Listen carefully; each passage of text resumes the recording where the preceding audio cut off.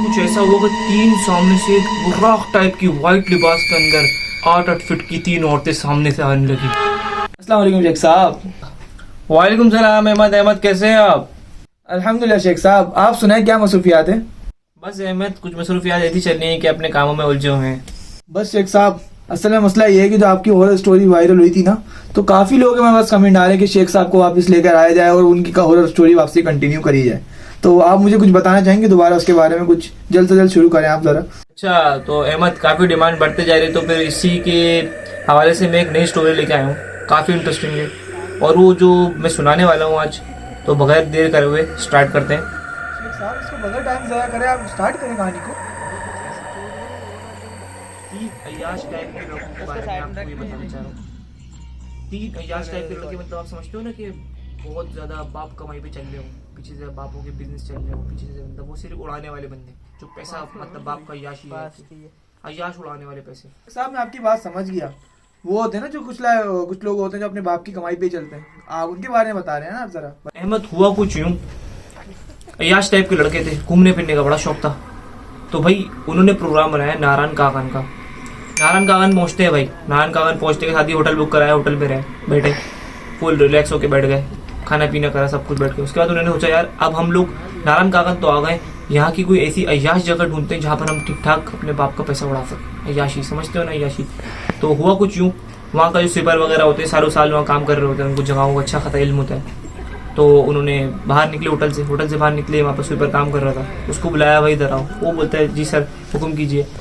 जब जैसे ही वो स्वीपर आया, स्वीपरों से पूछते हैं भाई कि हमें कोई ऐसी जगह बताओ कि जहाँ हम जाके अय्याशी कर सकें, मतलब फुल अय्याश टाइप की जगह। तो भाई उस स्वीपर का कहना कुछ ऐसा था कि मैं आपको जगह बताता हूँ, यहाँ पर एक बहुत मशहूर जगह है, सैफिल मलून नाम की जगह है, जो कि सैफिल मलून झील है, जो मतलब सर्दी से वहाँ पर जब सर्दी जब पड़ती है ना, तो वो झील पूरी जम जाती है। भाई हुआ कुछ ऐसा अहमद कि वो अल्लाह भला करे, वो लोग सैफिल मलून का जैसे वो बताता है, तो बस वो स्वीपर ये बोलता है इनसे कि आपको मैं जगह बताते हैं। तो वो लोग बोलते हैं कि साथ चलो, हम हमारे जगह दिखाओ मेरे। तो वो साफ मना कर देता है कि बस वो मैं जगह नहीं जाऊँगा, वो जगह मगरिब के बाद जाना सही नहीं है। तो वो जगह मना कर देता है जाने से कि मैं नहीं जाऊँगा, आप दूसरों से, आप नीचे ड्राइवर के पास जाओ और उनसे जाके मालूम करो, ये जगह वो बताएंगे आपको। भाई होता कुछ उसे, वो अपने काम में वापसी लग जाते हैं। फिर ये लोग अपना बैग पैक करते हैं, फिर ये लोग निकलते हैं नीचे। जब भी गाड़ी वाले के पास पहुँचते हैं, तो गाड़ी वाला बोलता है हाँ ठीक है मैं आपको ले चलूँगा। तो भाई होता कुछ यूँ है कि भाई वो पहुँचते के साथ साथ ही अल्लाह भला करे ऐसा होता है, भाई वो पहुँच गए सैफिल मलून एक बहुत ऊंची चट्टान पे, ऊंची जगह जाने के बाद एक और झील है। वही वो झील ऐसी है, कुछ काफ़ी बर्फानी झील होती है। वो ऐसा होता है कुछ ऐसा अहमद, कुछ होता कुछ ऐसा है कि भाई वो वहाँ पर से भी एक होटल ख़रीद लेते हैं एक रेंट के लिए, एक दिन के लिए स्टे के लिए। तो होटल रेंट वाले से मालूमात करते, तो होटल रेंट वाला बोलता है भाई यहाँ पर एक बहुत मशहूर वाक़या है परियों का और जिन्नातों का। तो इत्तेफाक से अहमद हुआ कुछ यूँ कि वो जो वाक़यात जो पेश आते थे ना, वो ज़्यादा टोटल जो वहाँ पर एक टेम्पो बना हुआ था कि वो जो आते हैं, जो ये मामला होते हैं वहाँ पर वाक़या बड़ी मखलूक जो आती हैं, वो आती हैं कि चौदहवीं की रात को, चौदहवीं की चांद आता है ना, तो चौदहवीं की चांद की रात को आते हैं। तो हुआ कुछ इत्तेफाक से ऐसा था कि वो चौदहवीं की चांद को ही हो, चौदहवीं की चांद की उसी की रात था, तारीखी रात, उसी रात वो लोग पहुँचे हुए थे। तो भाई वो निकलते हैं, दिन का टाइम था उस टाइम पे, दिन का टाइम। हुआ कुछ यूँ कि भाई वो लोग निकले सैफिल मलून की तरफ। अब वो होटल वगैरह से बात हुई, होटल वाले से आगे की तरफ निकले, सैफिल मलून पहुंच गए। वही सैफिल मलून झील का नज़ारा देखते वो लोग खुद हक्का बक्का हुआ, कभी ज़िंदगी में उन्होंने कोई ऐसी जगह नहीं देखी थी। तो होता कुछ यूँ है अहमद। तो शेख साहब, सैफुल मलून के बारे में जगह के बारे में बहुत सुना है, तो आपकी कहानी के बाद मैं चाहूँगा कि मैं एक दफ़ा विजिट करूँ। तो भाई सैफुल मलून पे पहुंच गए वो लोग, पहुंचने के साथ ही वहाँ पर नज़ारा देखते ही हक्का बक्का होगा भाई कि मतलब इतनी खूबसूरत जगह, वाह यार कभी ज़िंदगी में ऐसी हमने जगह नहीं देखी। तो होता कुछ हुआ अहमद, तो वहाँ के जो रहायशी थे बताते थे कि मगरिब के बाद इस जगह पे ठहरना सही नहीं है, चौदहवीं की रात को जो बताया मैंने जैसे आपको। तो अहमद होता कुछ यूँ है भाई, अय्याश टाइप के लड़के थे, अय्याशी करने आए थे, जाहिर सी बात है परियाँ देखनी थी उनको, परियों का उनको जिक्र हो गया था कि यार परियाँ उतरती हैं यहाँ पर, परियाँ और जिन्नात का उतार होता है। तो होता कुछ यूँ है अहमद कि परियाँ देखने के लिए वो ऐसे बेताब हुए होते हैं कि मतलब अय्याश टाइप के तो लड़के थे, आपको पता है। तो होता कुछ यूँ है अहमद, मैं बताता चलूँ कि जैसे जैसे असर हुई, असर के वक्त आराम आराम से अवाम उतरते रही। मगरिब का वक्त हो गया, अंधेरा होने लग गया, पूरा सैफुल मलून पूरा खाली पड़ा हुआ, पूरी झील खाली हुई, कोई नहीं, ना बंदा ना बंदे की जात। बस वो 3 अय्याश लड़के वो परियां देखने के लिए बैठे हुए थे जो उनको बताया गया। वो समझते कि ये झूठ वूठ है, लेकिन उन्होंने बोला अब भाई आए तो देख के जाएंगे।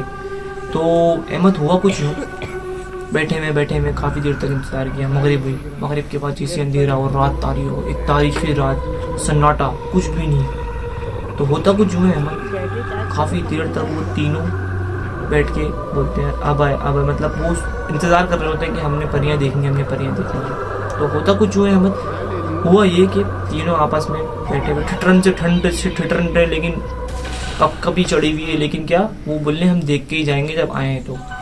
तो होता कुछ यूँ है अहमद कि तीनों सामने बैठे हुए हैं, आराम से बैठे हुए। सामने से 3 बुर्राक टाइप की 3 औरतें, लंबे कद की, 8-8 फीट कद उनके 3 बुर्राक, लंबे बाल उनके। ऐसा समझो कि जैसे जिंदगी में, जैसे कि जब दुनिया के अंदर बच्चा पैदा होता है तो उसके लिबास पे कोई, जिस्म पे कोई लिबास नहीं होता, तो सेम वही कंडीशन उन 3 औरतों की थी, जिस्म पे कोई लिबास नहीं, सिर्फ लंबे बाल, ये पूरे बाल से उनका सतन ढका हुआ कुछ हुआ अहमद, सामने से भागते हमारी तीनों इनकी तरफ। जैसे इनकी 3 तरफ आओ, उनमें से एक लड़के का एक शैतानी दिमाग निकला कि यार मैं क्यों ना इनकी वीडियो बना लूं, क्योंकि मैंने आज तक इतनी खूबसूरत, इतनी भला की खूबसूरत औरतें थी अहमद, मैं क्या बताऊं। तो वो अहमद वो फ़ोन निकालते हैं, वो तीसरा वाला जो उसके शैतानी दिमाग पे ये चक्कर आता है, तो वो फ़ोन निकालता है, फ़ोन निकाल के उनमें से उन लड़की की एक लड़की की वीडियो बना लेता है। वो जैसी वीडियो बना के अपनी जेब में पॉकेट में रखता है, तो वो 3 औरतें जो बुर्राक टाइप की लंबी थी, वो एकदम गायब हो जाती हैं। वही हुआ तो अहमद हुआ कुछ यूँ, और वो तीनों इधर उधर ढूंढते कि कहाँ गई, एकदम तो सामने आई थी, एकदम गायब हो गई। तो होता कुछ यूँ है अहमद, वो बिल्कुल गायब हो जाती है वहाँ से वो। फिर हुआ कुछ यूँ अहमद, वापसी अपने घर पे नीचे होटल पे आ गए वो लोग, और आपस में बातें करने लग गए, यार वाह क्या औरतें थी यार, मैंने आज तक जिंदगी। वो तीनों लड़के अपने होटल पे सही सलामत वापसी पहुंच गए थे? हाँ अहमद, वो उस टाइम पे अपने होटल पे बिल्कुल सही सलामत पहुंच गए थे। तो होता कुछ यूँ है अहमद, वो होटल पे आके आपस में बातें कर रहे होते हैं कि यार अपना क्या भला की खूबसूरत औरतें देखी यार, जिंदगी में कभी ऐसी औरतें नहीं देखी हमने। तो होता कुछ यूँ है, सारे अपना ट्रिप पूरा करने के बाद अपने अपने घरों पे आए थे। तो होता कुछ यूँ है अहमद, जो बंदा उसमें से एक लड़का जिसके शैतानी दिमाग में वो वीडियो वाला ख्याल आया था, वो पहुंचता है भाई अपने घर पे, सब अपने अपने घरों में। उनमें से जो 2 थे वो अय्याश टाइप के, तीनों अय्याश टाइप बाप के थे, लेकिन वो जो एक लड़का था वो अपने सेपरेट घर पे रहा करते थे, एक फ्लैट में। तो होता कुछ जो है अहमद, वो फ्लैट में रह रहा होता है भाई, फ्लैट में रहते उसके 1-2 दिन बाद ये होता कुछ यूँ है कि उसके बराबर में, उसी के फ्लैट के बिल्कुल बराबर में रेंट पे एक लड़की औरत आती है जो बहुत खूबसूरत होती है, मतलब बहुत खूबसूरत सी औरत होती है। तो जब उस लड़के को पता चलता है, उसका दिमाग अय्याश टाइप का था, आपको पता है कि मतलब दिमाग ऐसा है कि आप समझ तो रहे होंगे मेरी बात अहमद। तो होता कुछ यूँ है अहमद, अल्लाह भला करे, तो वो जो औरत होती है ना, वो बिल्कुल तन्हा, मतलब अकेली आई हुई होती है। वो जब उसको ये बात पता चलती है कि यार ये तो औरत है, ये तो अकेली अपने घर में फ्लैट में रेंट पे आई है, तो यार क्यों ना मैं इससे फ्रेंडशिप बढ़ाऊं, दोस्ती करूं, क्योंकि अय्याश टाइप का लड़का था, आपको पता है अहमद वो। तो अहमद होता कुछ यूँ है कि वो बेल बजाता है, बेल बजा के वो औरत आती है, औरत आके बोलती है जी कहिए। तो ये बोलता है अपने सामने से कि अगर किसी चीज़ की भी आपको ज़रूरत हो तो मैं आपका पड़ोसी हूँ, मैं भी बिल्कुल आपके बराबर में रहता हूँ, तो मैं आपका हाजिर हूँ, किसी चीज़ की भी ज़रूरत हो तो आप मुझे बताइएगा। तो वो बोलती है जी ठीक है, और वो खे के बंद कर देती है। अब ये घर पे चले जाता है अपने। अगला दिन होता है, अगले दिन के बाद ये सोचता है यार मैं किस तरीके से कांटेक्ट करूँ। तो ये जानबूझ के उधर बॉल फेंक देता है। मतलब ये सिचुएशन हो रही है अहमद, मतलब देखो कैसे हो रहा है, क्या हो रहा है, किस तरीके से क्या हो रहा है, ये सब अभी सुनो आगे। तो हुआ कुछ ये बॉल फेंक देता है उसके घर में, बॉल फेंक देता है, ये कंडी पे आता है, वो आती है, वो आके बोलती है भाई बॉल कहाँ है। वो अपना वो बोलता है आके कि अपना मेरे आपके ज़रा घर पे बॉल आई होगी, ज़रा बॉल देते। बोलती है जी बॉल आई है, आप आगे जाके खुद उठा ले। और वो जाके बॉल उठाता है, बॉल उठा के वापसी आता है। तो होता कुछ यूँ है कि इस तरीके से उनकी बॉन्डिंग बढ़ रही होती है।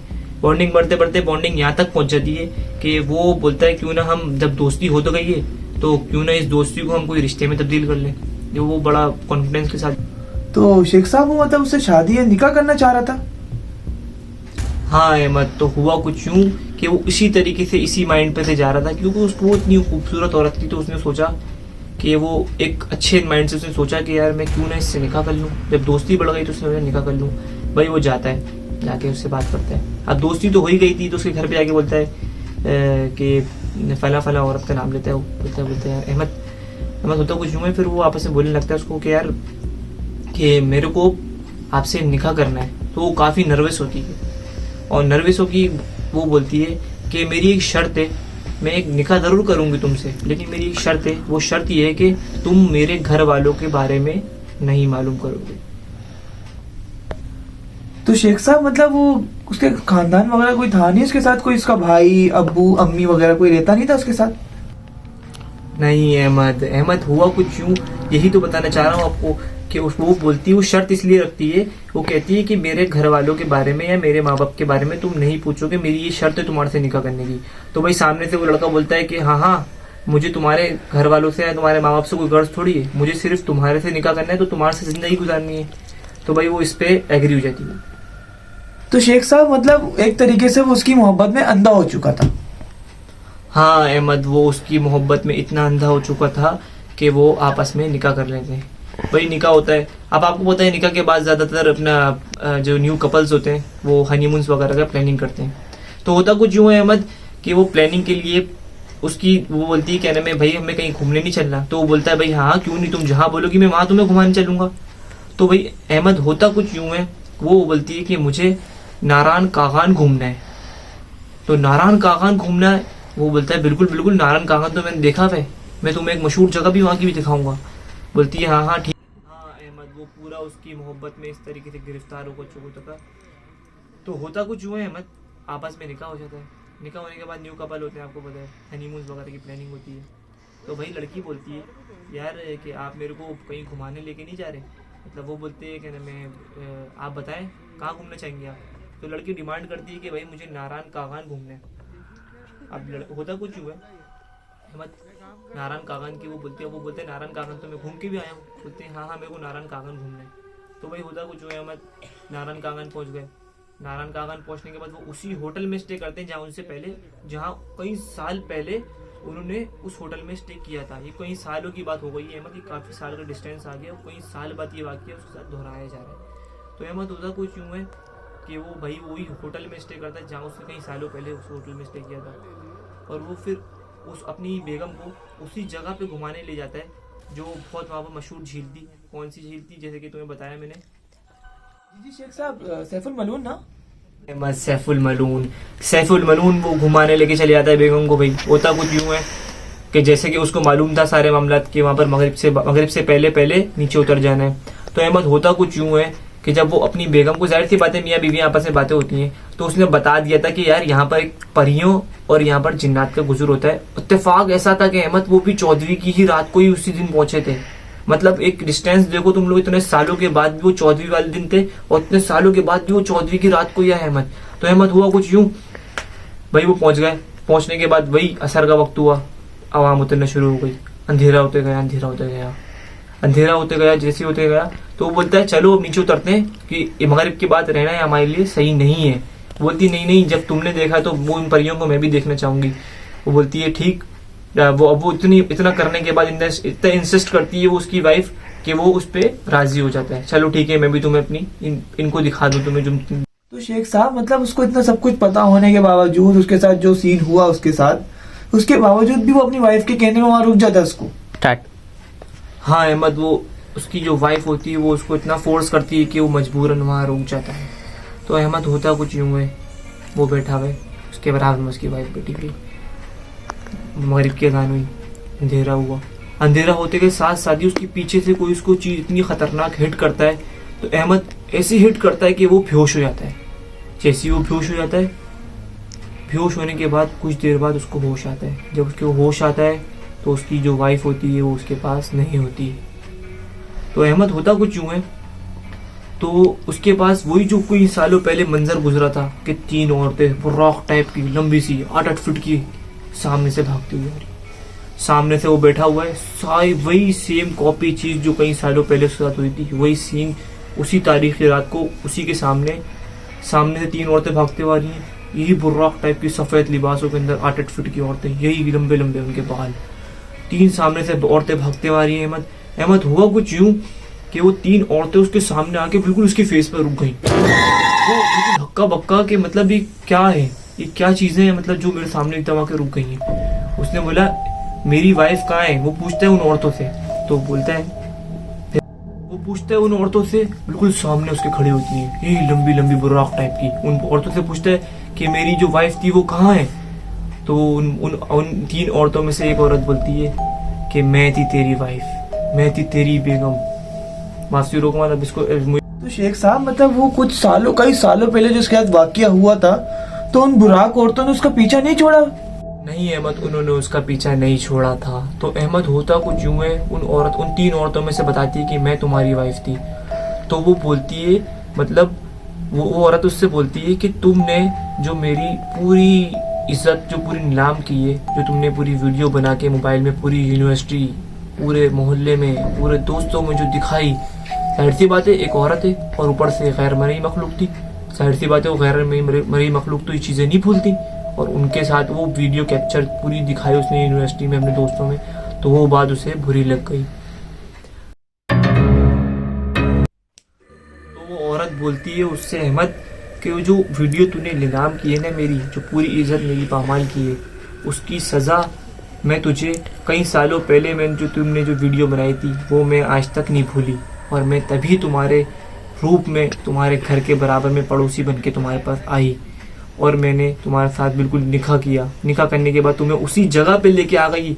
मतलब अहमद ऐसा होता है कि मतलब वो उसी जगह पे उसको लेके आ जाती है जिस जगह पे उसने वो हरकत करी थी। तो होता कुछ यूँ है अहमद, वो उससे बोल रही होती है तो वो उसके आगे हाथ जोड़ता है कि मुझे माफ़ कर दो, मैं आइंदा से ऐसी हरकत कभी नहीं करूँगा और कोई ऐसी हरकत नहीं करूँगा कभी ज़िंदगी भर। तो वो बोलती है नहीं, सज़ा तो मिलेगी तुम्हारे को, और वो सज़ा तुम चॉइस नहीं करोगे, वो सज़ा हम चॉइस करेंगे, हम 3। तो अहमद चॉइस वो ऐसी करती है सज़ा। होता कुछ यूँ है कि वो उसको बोलती है कि अब जो मैं हम बोलेंगे ना अब तुम वो करोगे। तो करता कुछ ऐसी है, वही बर्फानी झील, बिल्कुल भरी हुई झील जो बर्फ़ से जमी हुई थी, उसी बर्फानी झील के अंदर ही अहमद वो उस बंदे को डुबो के मार दी। यकीन करें शेख साहब, मैं कभी भी इन बातों से, कभी कुछ चीज़ों से डरता नहीं हूँ, पर यकीन करें आपकी बात जब से मैं सुनी है ना, मेरे रोंगटे खड़े हो चुके हैं। पर अच्छी लगी मुझे काफ़ी आपकी कहानी।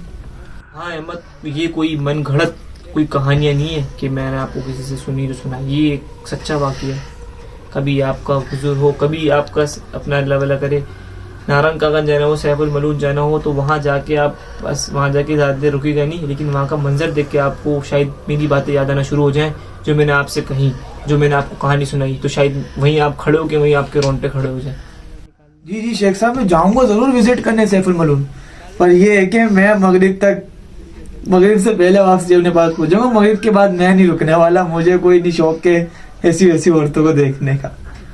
चलो अहमद, मुझे इजाज़त दीजिए आप, फिर इंशाल्लाह अगले पॉडकास्ट में नई स्टोरी के साथ कुछ नया लेके आएंगे। जी शेख साहब, मैं आपका बिल्कुल इंतज़ार करूँगा। और मुझे ये लगता है, बिलीव है इतना कि आपकी ये जो कहानी है, जब ये मैं अपलोड करूँगा तो आपकी डिमांड काफ़ी बढ़ जाएगी। पर ये है कि इंशाल्लाह आप जो सेकंड पार्ट आप मुझे बता रहे थे वो हम इंशाल्लाह नेक्स्ट वीडियो में ज़रूर शूट करेंगे, वो फिर हम ऑडियंस को दिखाएंगे। तो मिलते हैं फिर अगली वीडियो में, तब तक के लिए अल्लाह हाफिज़।